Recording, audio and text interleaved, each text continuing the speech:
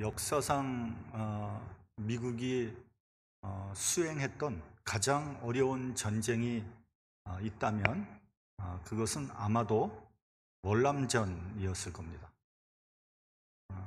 1964년에서부터 1973년까지 10년 동안 미국은 어마어마한 물자와 군대를 투입했지만 결국 패하고 말았습니다.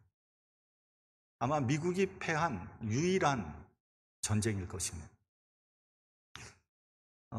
미국은 마치 수렁에 빠진 사람처럼 베트남에 빠져서 헤어나오질 못했습니다. 미군 전사자가 무려 5만 8천여 명이 생겼고요.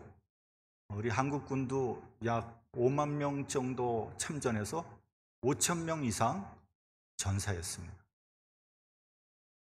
일설에 의하면 우리 한국군이 가장 치열한 전투에 투입되었다고 합니다. 지금 생각해보면 생때 같은 젊은이들이 아무 의미 없이 죽음을 당한 거죠.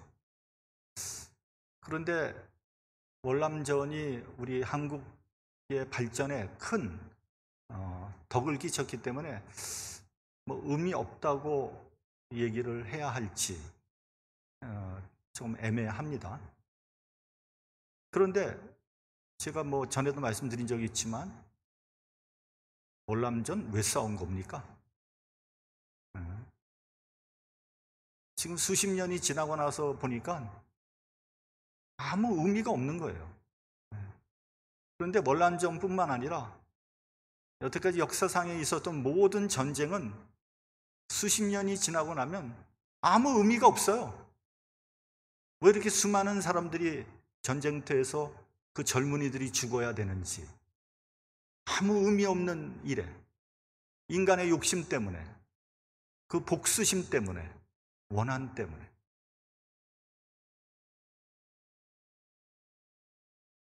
안타까운 일이 아닐 수 없습니다.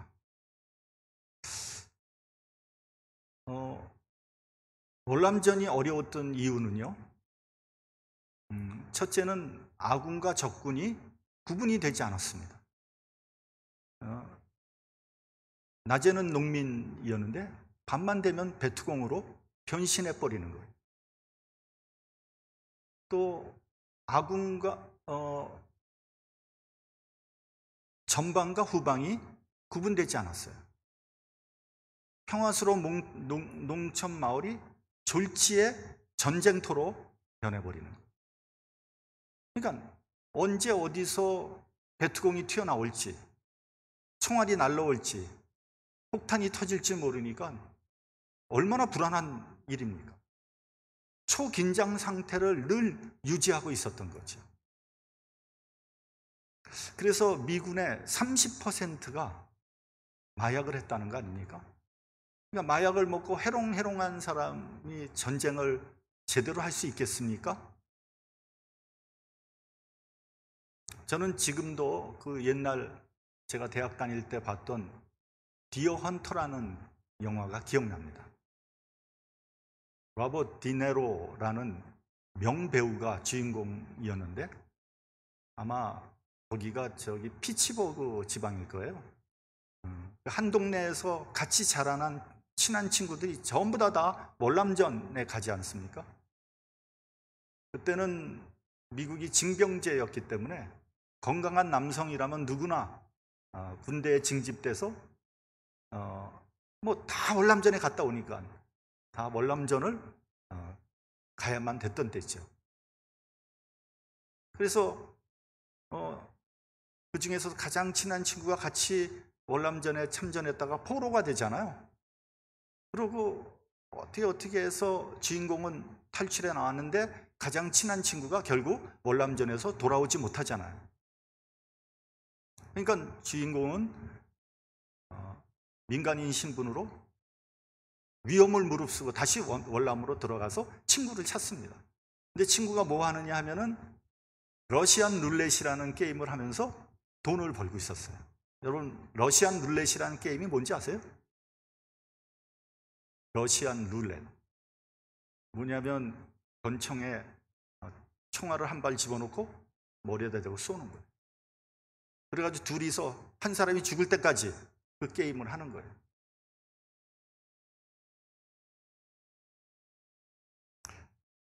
이거는 뭐 도대체 온전한 정신으로 할 수 있는 일이 아니죠. 그리고 수많은 도박꾼이 그 게임에 돈을 거는 거예요.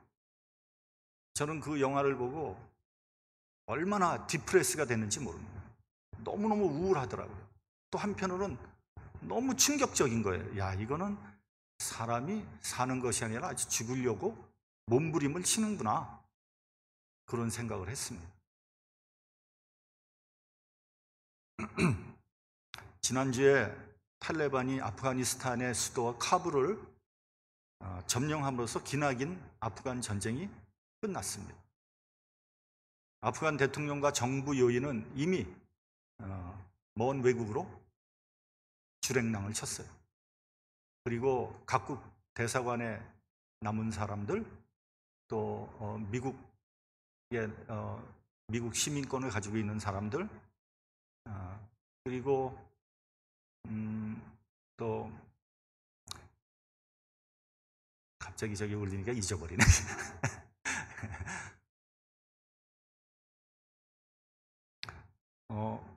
또 미국에 협조했던 사람들이 아프간 공항을 빠져나오려고 국세통을 이루고 있었습니다. 이 탈레반들은 미군이 놓고 간 험비를 몰고 다니고요. 또 미군 헬기 앞에서 자랑스럽게 찍은 사진이 뉴스를 통해서 나오고 있습니다. 미국이 아프간 전쟁을 시작한 건 2001년도입니다. 아시다시피 9.11 테러를 일으킨 오사마 빈 라덴이 미국의 추적을 피해서 아프간 산악지대로 숨어들었잖아요. 부시 대통령은 오사마 빈 라덴을 내놓으라고 종용을 했고, 이 탈레반은 모처럼 우리 땅에 온 손님을 내줄 수 없다. 원래 이 중동 사람들은 손님을 잘 대접하거든요. 그래서 미국의 요청을 거절했습니다. 부시 대통령은 즉각 전쟁을 일으켰고요. 탈레반들은 미국의 그 가공할 화력에 제대로 대응하지도 못하고 힌두쿠시 산맥, 그러니까 파키스탄과 아프가니스탄 중간에 있는 그 험준한 산악지대로 숨어 들어갔습니다. 그래서 전쟁이 곧 끝날 것 같았는데 그 전쟁이 무려 20년을 끌지 않았습니까?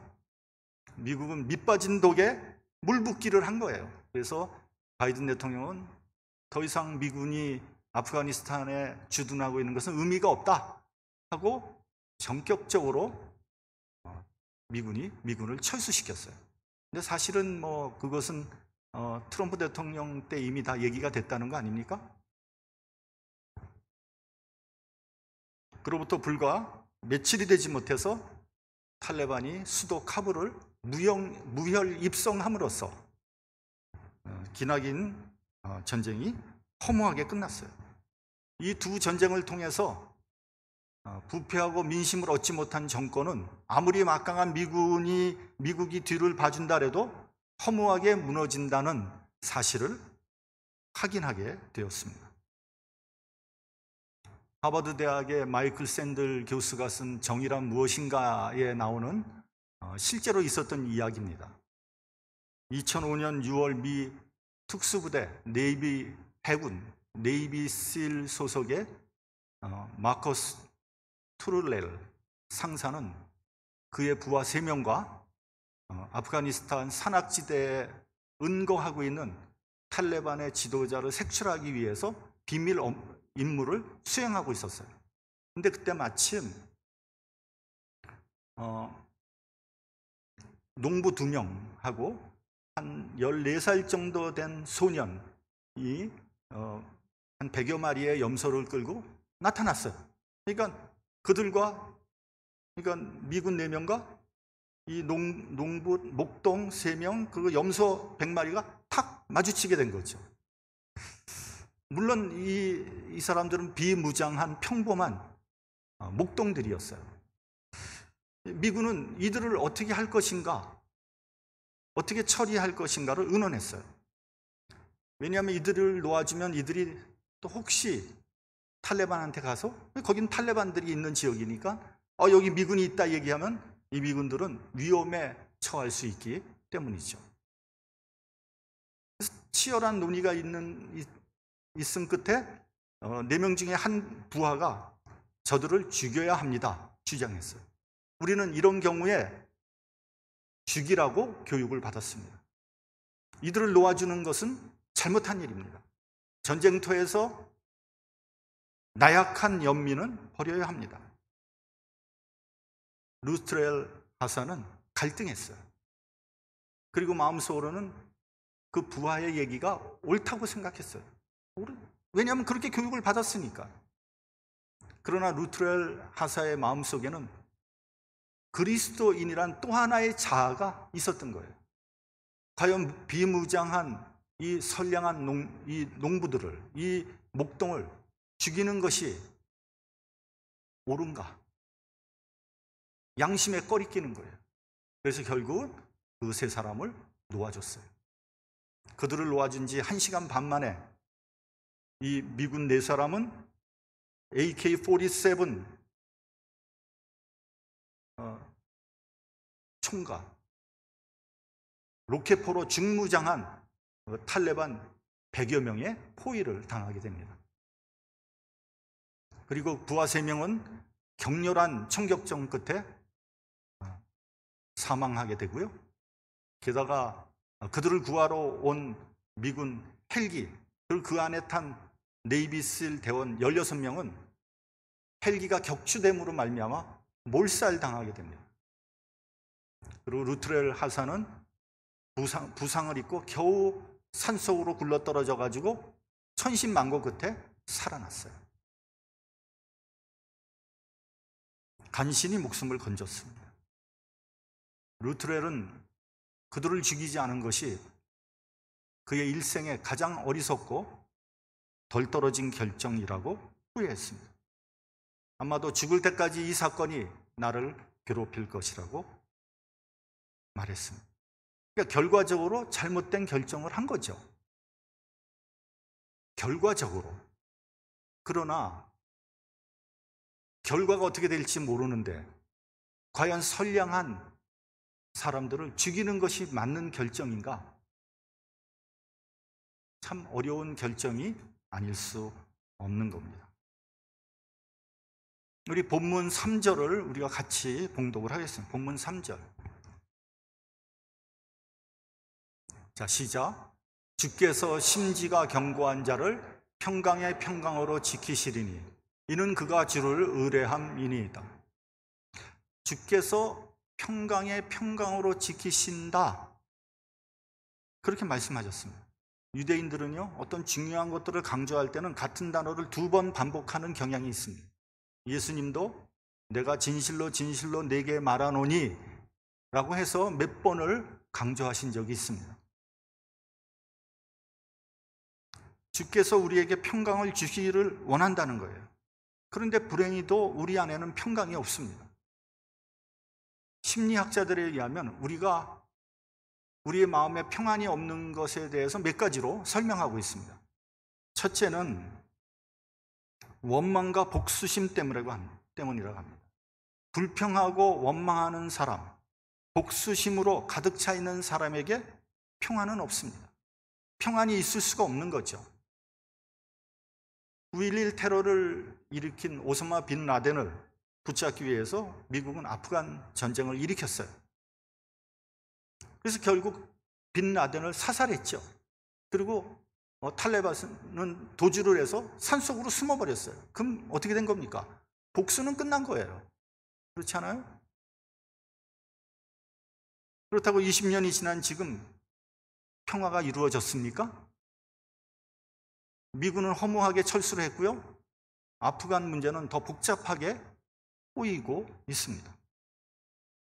둘째는 욕망 혹은 야망 때문에 평안이 없다는 거예요. 영어로 얘기하면 desire, ambition.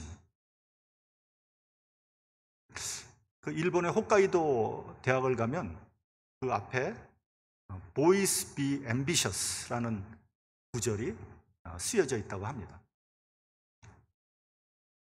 청년들이요, 큰 뜻을 품어라. 우리가 저 학교 다닐 때, 중학교 다닐 때 많이 외웠던 구절 아니겠습니까? 이 말은 미국의 윌리엄 클락이라는 농학자가 홋카이도 대학의 농가대학장으로 부임하면서 한 말이라고 합니다. 근데 그 당시가 일본의 메이지 유신 때예요. 그래서 이 말이 일본의 젊은이들에게 큰 영향을 끼쳤다는 거예요. 그래서 일본 사람들이 야망을 갖기 시작해서, 그래서 그 결과 어떻게 됐습니까?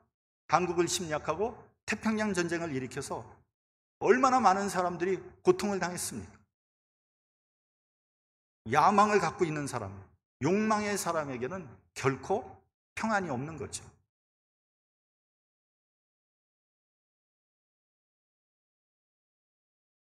우리나라는 6.25 전쟁의 폐허 속에서 한번 잘 살아보자, 그런 욕망을 갖게 됐어요.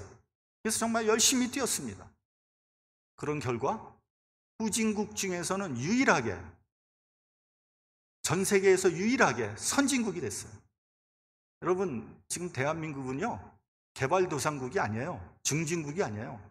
전 세계에서 인정하는 선진국이 되었어요. 정말 감히 넘을 수 없는, 넘을 생각조차 하지 못했던 일본도 곧 넘어서게 될 것 같아요. 자랑스러운 일이죠. 그럼에도 불구하고 한국 어디를 눈을 씻고 찾아봐도 평화는 찾을 수 없어요. 더군다나 요즘 정치를 보면 너무 혼란합니다. 저래서야 나라가 제대로 설 수 있겠는가? 걱정이 돼요.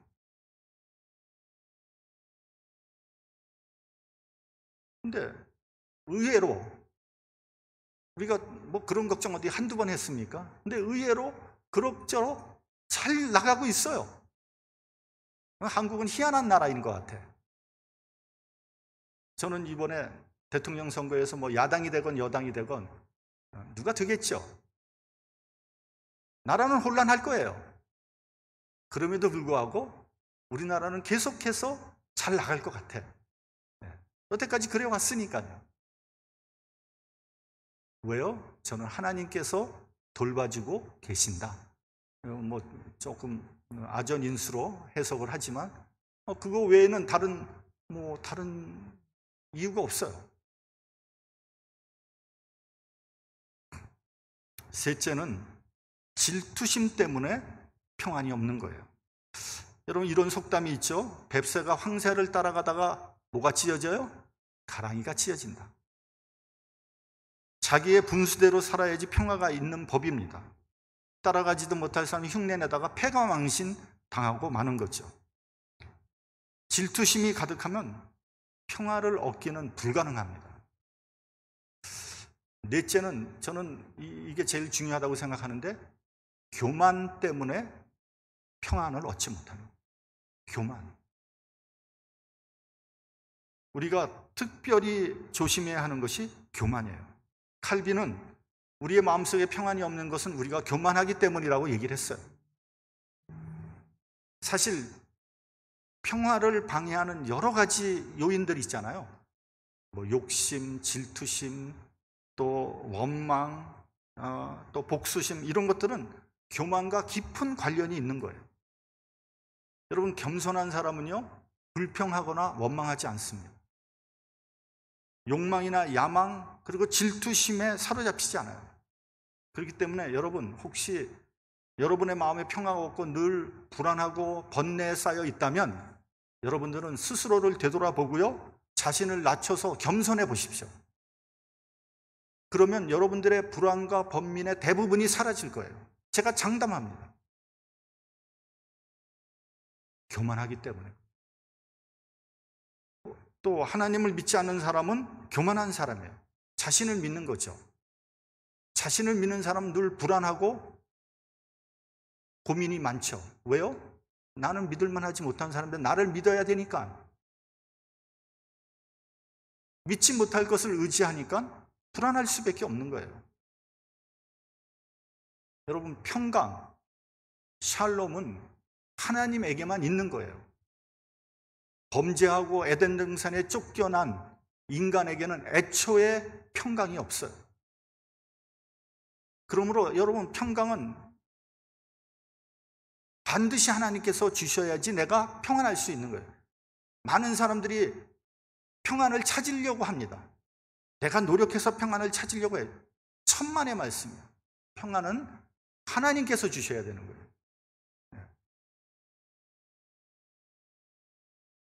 종종 사람들이 많은 것을 소유하면 평안해질 거라고 생각을 합니다. 그러나 소유가 많다고 평안을 얻을 수는 없습니다. 오히려 소유가 많으면 걱정과 불안이 더할 뿐이에요. 욕심은 욕심을 낳는 법입니다. 대충 이렇게 보니까요, 많이 갖고 있는 사람일수록 더 많은 것을 요구하더라고요. 욕심이 욕심을 낳는 거예요. 그런 사람에게 평강은 없습니다. 어떤 사람은 지식을 많이 얻음으로써 평안을 얻으려고 합니다. 그러나 전도서 1장 18절에 보면 지혜가 많으면 번뇌도 많으니 지식을 더하는 자는 근심을 더한다고 했습니다. 우리 옛말에도 식자우한이라 그랬잖아요. 무슨 말입니까? 아는 것이 병이라는 거예요. 높은 지위와 명예, 높이 올라가려고 노력하는 사람, 그런 사람의 인생은 항상 복잡한 거예요. 그저 소박하게 사는 것이 가장 평안한 삶이에요. 그거를 사자성어로 뭐라 그래요? 안빈낙도라 그러는. 우리 본문 2절을 봉독하겠습니다. 본문 2절. 자, 시작. 너희는 문들을 열고 신을 지키는 의로운 나라로 들어오게 할지어다. 여기서 본문에 보면 너희는 문들을 열고, 그래서 마치 내가 문을 열 수 있는 것처럼 생각이 되는데 그렇지 않습니다. 하나님께서 구원의 문을 열어주셔야 합니다. 그 문 안에 들어가면 구원이 있고 평강이 있습니다. 옛날에는 이렇게 성이 있었잖아요. 성이. 그 성곽이 사람을 보호했어요. 우리나라 서울을 가면 이 서울의 동서남북에 대문이 있잖아요. 물론 이제 그 중간중간에도 또 대문이 있습니다만, 그리고 이 서울은 이렇게 성으로 이렇게 둘러싸여져 있었습니다. 그래서 한양은 성곽의 도시였어요. 그 안에 들어가면 안전이 보장되고 질서가 있었어요. 그러나 일단 성문이 닫히면 내가 문을 열 수 없어요. 문지기가 문을 열어줘야 되는 거죠. 하나님 나라에 들어가는 문도 마찬가지예요. 하나님께서 문을 열어주셔야지 그 안으로 들어갈 수 있는 거죠. 나중에 우리 누구나 다 이 세상을 떠나 천국 도성 문 앞에 서게 될 때가 있을 거예요. 문이 열리고 예수께서 나를 영접해 주셔야 되는 거죠. 만약에 천국 도성 문 앞에 섰는데 문이 안 열려, 얼마나 고통스럽겠습니까? 문 앞에 서서 문 좀 열어주세요 막 애원을 합니다. 주님, 문 좀 열어주세요. 주님께서 이렇게 내다보시면서 내가 너를 정녕 모른다. 얼마나 황당하겠습니까? 우리는 보통 우리의 마음의 문을 열고 주님을 받아들이게 해달라고 기도합니다. 근데 여러분, 우리의 마음의 문조차도 내 마음대로 열 수 있는 게 아니에요. 어떤 사람이 저에게 얘기합니다. 목사님, 정말 예수님 믿고 싶은데요, 안 믿어져요. 그렇습니다. 믿는 것도 내 마음대로 되는 게 아니에요. 내가 믿습니다 한다고 믿어지는 게 아닙니다. 하나님께서 내 마음의 문을 열고 믿음을 주셔야 되는 거예요. 물론 우리도 노력을 해야 되지만,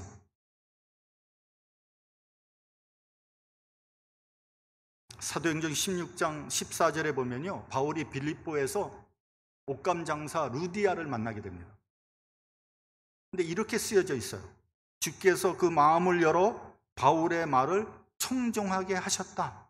그러니까 루디아의 그 마음을 열어서 바울의 그 설교를 잘 듣게 했다, 이런 얘기예요. 하나님께서 그 마음의 문을 열지 않았으면 바울의 설교를 잘 못 들은 거죠. 여러분, 제가 지금 이렇게 열변을 토하고 있나? 열변을 토하고 있지만 여러분들이 마음의 문을 열지 않으면 제 이 열변은 아무 소용없는 거예요. 떠드는구나. 유 목사 되게 잘 떠드네. 그래서 그와 그의 집이 바울의 설교를 듣고 다 세례를 받습니다. 그리고 거기서부터 빌립보 교회가 시작됐다는 것을 우리는 알아야 되는 거예요. 제가 대학을 다닐 때 예수님 믿지 않았습니다. 근데 대학생이라면 그래도 성경, 불경, 논어 정도는 읽어야 되겠다 생각을 했어요. 그래서 성경을 읽기 시작했어요. 근데 진도가 통 나가지 않아요. 이게 도대체 이게 뭐 허황된 거짓말 같은 얘기, 또 이스라엘의 민족 역사를 내가 구태여 읽을 필요가 있을까? 그래서 성경을 덮었다가 다시 열었다 덮었다 열었다 여러 번 하다가 결국은 끝까지 다 한번 읽었어요. 기를 쓰고 읽고 난 다음에도 어떤 생각이 드느냐 하면은, 야, 이것을 읽고 도대체 믿음을 갖는다는 게 이게 가능한 얘기냐? 이해가 안 됐어요. 차라리 단군 신화를 읽고 그것을 믿는 게 낫지 않을까? 전 그런 생각을 했어요, 그 당시에. 근데 제가 미국에 이민을 와서 제 삶이 너무 고달프니까 막 지푸라기도 잡는 심정으로 성경을 간절한 마음으로 읽기 시작했을 때 은혜가 임하고 성령께서 역사하게 된 거예요. 그래서 제가 신학교 가고 목사가 되고 목회까지 하는 거 아닙니까? 이게 얼마나 놀라운 일입니까? 왜요? 주님께서 제 마음의 문을 열어주셨기 때문에 이게 가능한 일이에요. 그렇지 않으면요, 여러분, 성경책 이거 지식으로 한번 100번 읽어보세요. 절대 은혜 못 받아요. 그러면 어떤 사람이 그 문으로 들어갈 수 있습니까? 본문에 보면 첫째, 신을 지키는 사람.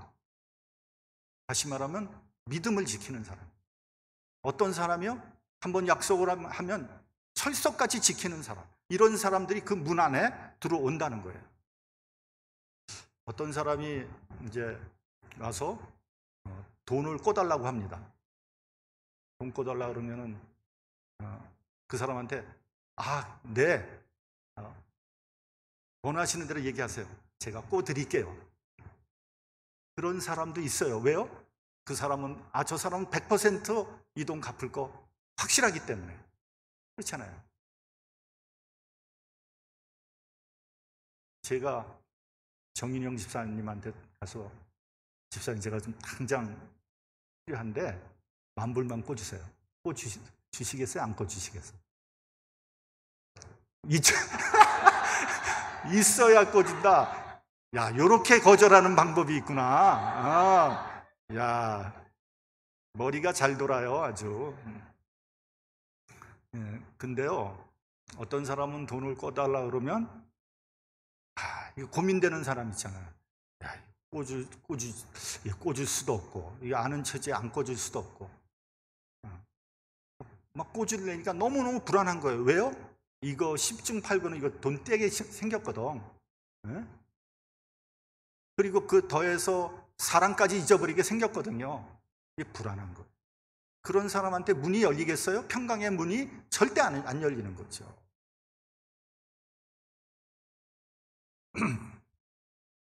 국가 신용도가 좋은 나라를 우리는 강대국 혹은 선진국이라고 부릅니다. 여러분, 우리나라의 국가 신용도가요, 일본보다 2단계 위래요. 그러니까 대한민국은 진짜 믿을 만한 나라가 된 거예요. 옛날에 정말 코 찔찔 흘리고 그렇게 형편없이 살았던 때도 있었는데 지금은 일본보다 2단계 위래요. 야, 이게 놀라운 사실 아닙니까? 여러분, 나는 믿을 만한 사람입니까? 어떻습니까? 하나님이 나 믿으시겠어요? 하나님 나 믿고 사역 맡기시겠어요? 아무개야, 너 이 사역 해라. 하나님 그렇게 하시겠어요? 하나님이 믿을 만한 사람, 그 사람이 평강의 문 안으로 들어갈 수 있는 거예요. 둘째는요, 의로운 사람. 여러분, 의로운 사람은 어떤 사람입니까? 손해를 보아도 내가 손해예요. 근데 이게 바른 길이에요. 그럼 그 길을 꿋꿋하게 갈 수 있는 사람. 이게 옳은 길이라고 생각하면 좌고우면하지 않고 그 길을 가는 거예요. 이런 사람이 의로운 사람이에요. 이런 사람이 평강의 문 안으로 들어갈 수 있는 거예요. 뭐 어떤 사람은 이해득실 따지고 머리 주판을 돌리고 뭐 편법을 쓰고 뭐 요령 부리고 요리조리 눈치 보고 이런 사람이 평강을 가질 수가 있겠어요? 없겠어요? 이성유 집사님, 있겠어요? 없겠어요? 없죠. 불가능한 일이에요.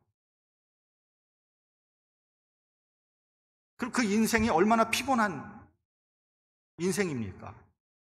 근데요, 요즘 사람들이 대부분 신의가 없어, 신의가. 조그만 이익에 그냥 거기에 연연해서 신의를 그냥 헌신장처럼 버린단 말이죠. 그런 사람에게 평강은 없어요. 예수님은 십자가의 길이 옳다고 생각하고 죽는 줄 알면서도 그 길을 꿋꿋하게 가셨어요. 요한복음 16장을 보면요, 의에 대하여라 함은 내가 아버지께로 가니 너희가 다시 나를 보지 못함이라. 여러분, 이게 무슨 말입니까? 예수께서 십자가를 지고 죽음의 길을 가셨다는 거예요. 그게 의라는 거예요. 그래서 너희가 다시는 나를 보지 못한다는 거예요. 의로운 사람이 평강의 문 안에 들어갈 수 있는 거예요. 셋째는 심지가 견고한 사람이 평강을 누리게 되는 거예요. 여러분, 심지가 견고한 사람은 어떤 사람입니까? 마음이 뭐 갈대처럼 흔들리고 그냥 변덕이 죽을 듯 하는 사람? 이런 사람은 평강의 문 안에 들어갈 수 없다는 거예요. 우리가 결혼식을 할 때 결혼 서약을 합니다. 건강할 때나 병들었을 때나 부하거나 가난하거나 성공하거나 실패하거나 변함없이 당신을 사랑하겠습니다. 서약하죠. 얼마나 귀한 것인지 모릅니다. 어떠한 경우에 처할지라도 변치 않고 사랑하고 지켜주는 그러한 마음, 그런 마음이 필요한 거예요. 요즘에는 보면 뭐 결혼 서약을 하고 나서도 달면 삼키고 쓰면 뱉어버리는 그런 사람에게 하나님이 주시는 평강은 불가능한 거예요. 여러분, 신앙생활도 마찬가지예요. 한번 믿겠다고 결심하면요, 무슨 일이 있어도 변치 않아야 돼요. 일단 교회에 나오면요, 그렇게 마음을 먹으면 비가 오나 눈이 오나 시험이 오나 뭐 시련이 오나 그냥 나가는 거예요. 목사님이 꼴보기 싫어. 그래도 나가는 거야. 그런 사람이 결국은 은혜를 받는 거예요. 뭐 바빠서 못 나가고 일 있어서 못 나가고 시험 들어서 못 나가고 목사 보기 싫어서 못 나가고 은혜 못 받아요. 은혜 받기 그런 사람 못 받아요. 저는 이번에 그 코로나 때문에 걱정이 좀 많아요. 다른 것이 걱정이 아니라 우리 성도들이 예배를 너무 소홀하게 생각할까 봐 그게 걱정이에요. 그렇지 않아도 뭐 주일날 이렇게 보면 평상시에도 코로나 사태가 아니 과거에 평상시에도 주일날 보면 한 20% 이상 이러저러한 이유로 교회 빠집니다. 근데 이제는 교회 빠지는 게 아주 정당해. 뭐 그냥 인터넷으로 예배 드리면 되죠. 정당해. 제가 이제 나중에 이렇게 좀 몇 사람 알아보면요, 딱 11시에 이렇게 인터넷 탁 켜고 예배 드리는 것도 아니야. 여기 바쁘게 돌아다니고 저녁 때쯤 시간 나 이제 슬슬 한번 볼까? 그리고 인터넷 탁 틀고 예배 드려. 여러분, 그런 예배에 무슨 은혜가 있고 무슨 영감이 있겠어요? 물론 예배 안 드리는 것보다는 낫겠지만, 그래가지고 어떻게 믿음을 지킬 수 있겠어요? 믿음 지키기 어려워요. 여러분, 신앙생활 열심히 해도 믿음 지키기 어려운데 그렇게 해가지고 믿음 지키겠어요? 그래서 어떤 교회는, 제가 여러 교회한테 들었어요, 인터넷 예배를 중단한다는 거예요. 그러니까 이 목사님들, 교회 지도자들이 똑같은 생각을 하는 거예요. 이게 도대체 안 나오니까, 여러 가지 이유로. 안타까운 일이 아닐 수 없어요. 여러분, 그 숙주나물의 유래를 여러분 아실 거예요. 신숙주라는 인물은요, 조선시대 통틀어서 손꼽히는 천재예요. 세종대왕의 총애를 받았고요, 문종의 총애를 받았던 아주 유능한 그런 인재였어요. 그런데 수양대군이 그 조카 단종을 내쫓고 왕위를 찬탈하잖아요. 그래서 그 성산문을 비롯한 사륙신은 자기 목숨을 걸고 항거하잖아요. 신숙주도 처음에는 사륙신과 뜻을 같이 했어요. 근데 나중에 변절해서 수양대군 편에 서게 되죠. 그래서 그는 죽을 때까지 부귀영화를 누려요. 그러나 그의 불명예한 이름은 구세 사람들에게 조롱을 받게 되죠. 원래 숙주나물이 아니라 녹두나물 아니면 녹두나물. 녹두나물이 여름에 하루만 지나면 쉬어서 먹을 수가 없잖아요. 녹두나물이라고 부르지 않고 변절하는 숙주나물로 하자, 그렇게 했다는 거예요. 하나님을 영원히 의뢰하라고 했습니다. 왜냐하면 하나님은 영원하신 분이기 때문에. 그분은 반석이에요. 그분은 성곽이에요. 그분은 우리의 바위예요. 심지가 견고한 사람, 변절하지 않는 사람에게 하나님께서 평강을 주신다고 했어요. 하나님이 변절하는 게 아니에요. 우리가 변절하는 거죠. 한번 마음을 먹은 것은 끝까지 지키는 사람, 충성스러운 사람에게 하나님께서 평안을 허락하십니다. 이 평안은 그 누구도 빼앗아 갈 수 없어요. 주님만을 의지하는 저와 여러분이 되시기를 축원합니다.